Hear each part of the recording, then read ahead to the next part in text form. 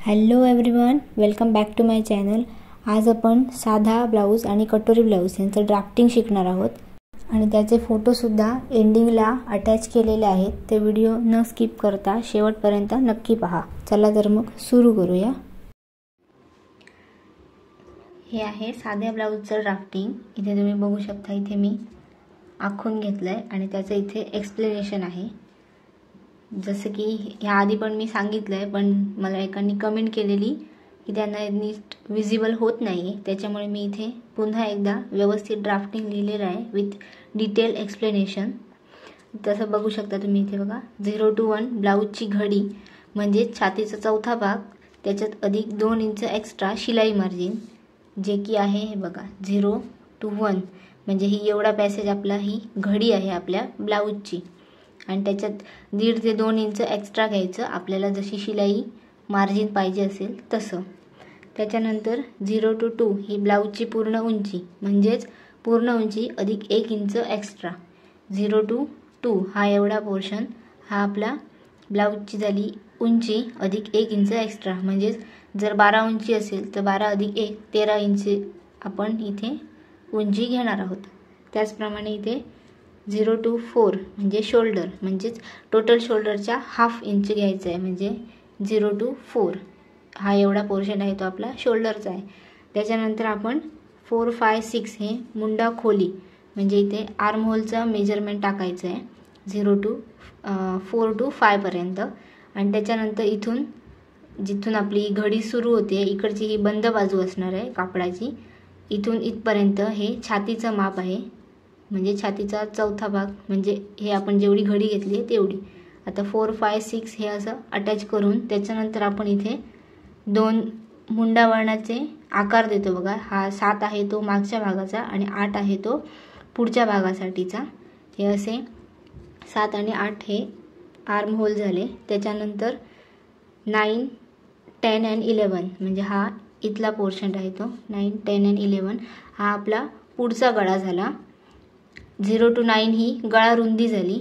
Normal गळा करतोय तेव्हा 2 किंवा 2.5 इंच म्हणजे जसं मेजरमेंट असेल त्याप्रमाणे आपण मेजरमेंट गळा रुंदी घेतो। तर हा इथे झाला पुढचा गळा। हे इथनं 1/2 इंच आपण मार्किंग करून गळ्याचा शेप देतो।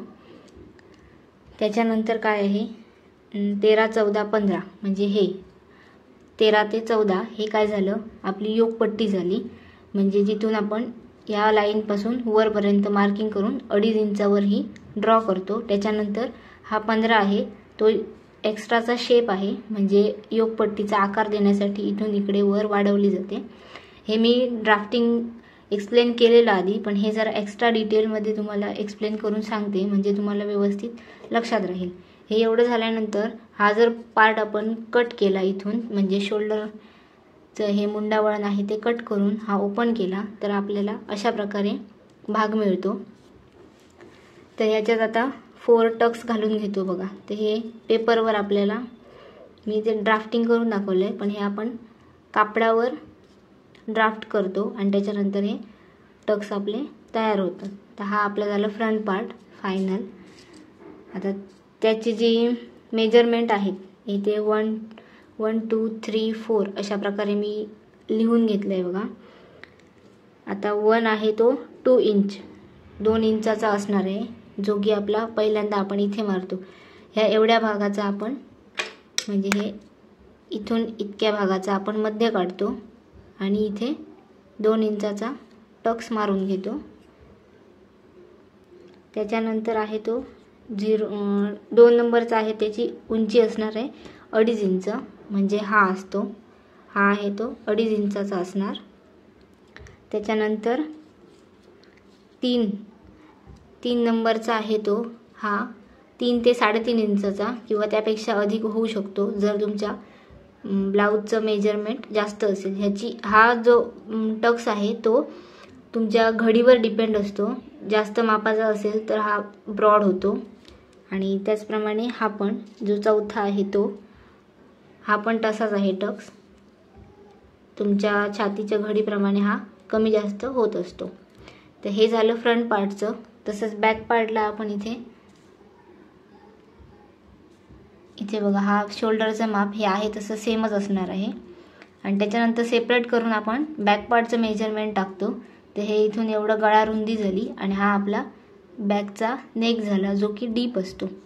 आता बॅक पार्टवर आपण ओपन केल्यानंतर हा पार्ट असा होणार आणि ज्याच्यात आपण 2 टक्स मारतो. हे जे टक्स आहेत ते 3-3.5 इंचापर्यंतची उंची असते. आता हा जो टक्स आहे तो ब्लाऊजच्या उंचीवर डिपेंड असतो आणि तुमच्या ह्या बॅक नेक किती डीप आहे त्याच्यावर पण डिपेंड असतो. त्याप्रमाणे आपण कमी जास्त हा घेत असतो. तर इथे मी त्याचंसुद्धा मेजरमेंट वगैरे लिहून ठेवलं आहे बघा. हा जो आहे तो इकडे 1 इंच आणि इकडे 1 इंच अशा प्रकारचा आपण त्याची रुंदी असते ह्या टक्सची. हे झालं आपलं साध्या ब्लाऊजचं ड्राफ्टिंग. ह्याचा मी फोटो देते तुम्हाला लगेचच. त्याचा तुम्ही स्क्रीनशॉट काढून ठेवू शकता आणि तुमच्या वहीमध्ये व्यवस्थित लिहून शकता. आय होप हे तुम्हाला लक्षात येईल. आता तसंच मी बाही उंचीचं दाखवते बघा. हे आता आपली स्लीवचं ड्राफ्टिंग आहे. हे स्लीव्ज म्हणजे बाही याचं पण इथे लिहून ठेवलं आहे ते तुम्हाला एक्सप्लेन करते बघा. ही आता आहे ती 0 to 1 ही झाली आपली बाहीची घडी म्हणजेच छातीचा चौथा भाग अधिक 1 इंच एक्स्ट्रा घेतलं आहे मी. इथे लिहून पण ठेवलं आहे बघा. 0 to 1 छातीची घडी म्हणजे छातीचा चौथा भाग अधिक 1 इंच एक्स्ट्रा. 0 to 2 आहे ही बाहीची उंची आहे आपली म्हणजे टोटल किती आपला स्लीव असणार आहे त्याच्यात 1 इंच एक्स्ट्रा घेतलं आहे. 1 इंच कधी एक्स्ट्रा घ्यायचं? जर तुमचा ब्लाऊज अस्तरचा असेल तर 1 इंच एक्स्ट्रा घ्यायचं. जर बिना अस्तरचा असेल तर आपण ते 1.5 इंच वाढवतो. जसं आपण साधे ब्लाऊज नॉर्मल रेग्युलर वापरतो ना त्यांना 1.5 इंच कटिंग करायचं. 0 to 2 ही झाली आपली ब्लाऊजची पूर्ण उंची अधिक 1 इंच किंवा 1.5 इंच एक्स्ट्रा जसा ब्लाऊज असेल तसं. त्याच्यानंतर 4 to 5 4 and 5 काय आहे तर हे बघा हे 4 and 5. आता हे पूर्ण उंचीकडून आपण खाली 2.5 इंचावर मार्किंग करतो आणि हे नंतर त्याला रेष मारून घेतो. इथून आता 5 and 6 काय आहे ते इथून 1.5 इंच आपण एक्स्ट्रा इथे मार्किंग करतो. त्याच्यानंतर ह्या एवढ्याचा आपण इथे मध्य काढतो.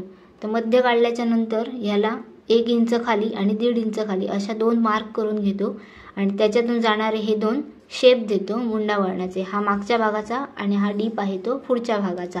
हे एवढं आपण मी आधी पण दाखवले कटिंग करताना. तुम्हाला समजत नसेल तर तुम्ही तो व्हिडिओ बघू शकता म्हणजे तुम्हाला क्लिअर होईल.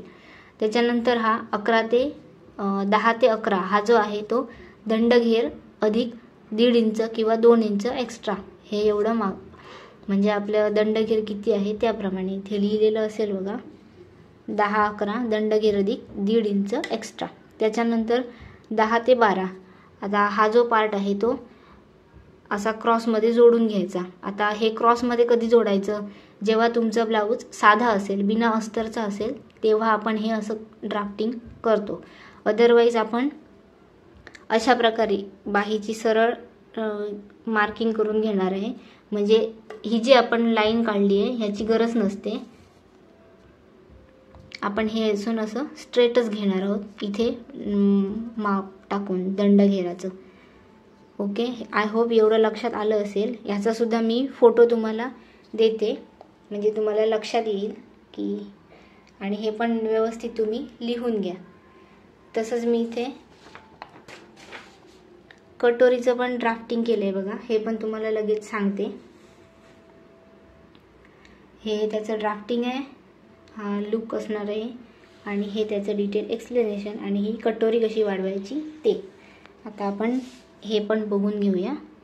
आता बघा 0 to 1 सेम आहे. ब्लाऊजची घडी म्हणजेच छातीचा चौथा भाग अधिक 2 इंच एक्स्ट्रा. हे इथून 0 to 1 छातीची घडी आहे आपली. 0 to 2 ब्लाऊजची उंची आहे. 0 to 4 शोल्डर आहे. 4, 5 and 6 हे आर्म होलचं आहे म्हणजे मुंडा खोली. 7 and 8 आहे हे आर्म होलचे 2 शेप, एक बॅकचा एक फ्रंटचा. त्याच्यानंतर 0 to 9 आहे गळा रुंदी म्हणजे नेक विड्थ. 9, 10 and 11 हे आहे आपला फ्रंट पार्ट. त्याच्यानंतर 12 and 13 12 आणि 13 हे आपली योकपट्टी. हा 14चा पॉईंट आहे तो एक्स्ट्राचा वाढवला आहे म्हणजे योकपट्टीचा आकार देण्यासाठी वर. 16 आणि 15 हे आपली कटोरीचं माप आहे. हा इथून एवढा असा आकार देऊन घ्यायचा आहे. ही आता ही रुंदी आहे 12 ते 15. हे एवढं झाल्याच्या नंतर हा आहे तो बॅक पार्ट आहे. बॅक पार्टला आपण नेक वेगळा कट करतो. आता हा आहे तो पान शेप मी आकार दिलाय बघा. तर ह्याचं लुक असं येणार आहे ओपन केल्याच्या नंतर. आणि ह्याला सेम टक्स मारणार आहोत जसं आपण कटोरीत मारतो, साध्या ब्लाऊजमध्ये बॅक पार्टला मारतो तसेच. आता कटोरीचा जॉईन केल्यानंतर हे असं आपलं लुक येणार आहे. आणि हा जो टक्स आहे इथे त्याची उंची असणार आहे 2.5 इंच आणि रुंदी असणार आहे 3 इंच. म्हणजेच हे इकडे 1.5 इंच आणि इकडे 1.5 इंच अशा प्रकारे दोन्हीकडे आपण ते वाढवून घेणार आहोत. ते कटोरी वाढवल्यानंतर इथे टक्स बसतो ते पण मी एक्सप्लेन केलं आहे. हे याचा आता मी जे सांगितलं आहे त्याचं इथे लिहिलेलं आहे. हा टक्स बघा 1 and 2 म्हणजेच हा आहे तो. त्याची उंची असणार आहे 2.5 इंच आणि रुंदी असणार आहे 3 इंच. तसाच मागच्या भागाचा 3 ते 4 इंच उंची असते. ही तुमच्या ब्लाऊजच्या उंचीवर डिपेंड असते की तुमचा टक्स किती येणार आहे. आणि त्याची रुंदी असते 1 इंच म्हणजे अर्धा इंच इकडे आणि अर्धा इंच तिकडे अशा पद्धतीने. आता इथे मी कटोरी दाखवली आहे बघा. ही कटोरी आपली ब्लाऊजवर कटिंग केलेली असते ती. त्याच्यानंतर आपण ही एक्स्ट्रा वाढवतो. तर वाढवायच्यासाठी हा इकडे योगपट्टीचा आकार आहे बघा. इथून मी खाली स्ट्रेट लाईन आखून घेणार आणि त्याच्यानंतर 1 to 2 हा एवढा पोर्शन म्हणजेच हे इथून बघा इथून आपल्याला 1 इंच एक्स्ट्रा वाढवायचं आहे आणि हे इथून इकडे 1 ते 1.5 इंच एक्स्ट्रा वाढवायचं. हे जे माप आहे इकडचं ते तुमच्या ब्लाऊजच्या मापानुसार कमी जास्त होत राहणार. हे इथे आपण वाढवताना 28, 30, 32 छातीपर्यंत किंवा 34 छातीपर्यंत 1 इंच वाढवायचं आणि त्याच्यापेक्षा जास्त असेल तर 1.25 पर्यंत इथे वाढवायचं. त्याच्यानंतर 2 ते 4चा मध्य काढायचा इथे आणि इथून खाली आपल्याला 1.5 इंचावर मार्किंग करायचं आहे आणि हे असं क्रॉसमध्ये जोडून घ्यायचं आहे. त्याचं पण एक्सप्लेनेशन मी इथे लिहिलेलं आहे बघा. याचा पण फोटो मी तुम्हाला व्यवस्थित देते. आय होप तुम्हाला हे सगळं ड्राफ्टिंग समजलं असेल. त्याचं व्यवस्थित तुमच्या वहीमध्ये लिहून ठेवा. या सगळ्याचं आता डिटेल एक्सप्लेनेशन आणि त्यांचे फोटो शेवटी अटॅच केलेले आहेत. ते सुद्धा नक्की पाहून घ्या. आणि हा व्हिडिओ आवडला असेल तर नक्की चॅनलला लाईक करा, सबस्क्राईब करा आणि तुमच्या फ्रेंड्सना शेअरसुद्धा करा. हे इथे सगळं ड्राफ्टिंग दिलेलं आहे ते तुम्ही लिहू शकता. आय होप हे तुम्हाला आता क्लिअर झालं असेल. बाकी पुन्हा भेटू. Thank you so much for watching.